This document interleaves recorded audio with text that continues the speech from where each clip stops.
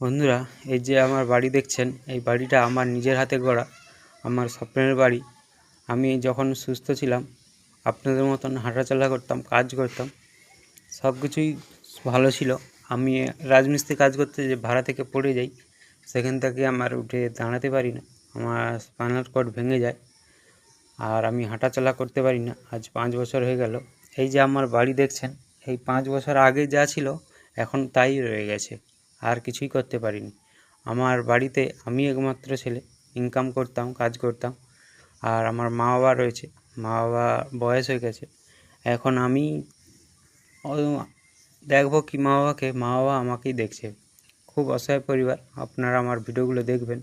এই যে আমার রুম দেখছেন, এই রুমটাই শুধু আমি প্লাস্টার করে বিয়ে করেছিলাম।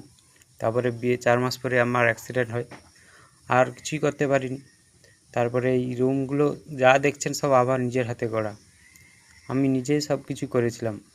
এই যা কিছু দেখছেন আমার স্বপ্নে ছিল যে আমি এক সময় আমার এই বাড়িটাকে স্বপ্নের মতো সাজাবো, আবার উঠে দাঁড়াবো, কিন্তু আর হলো না।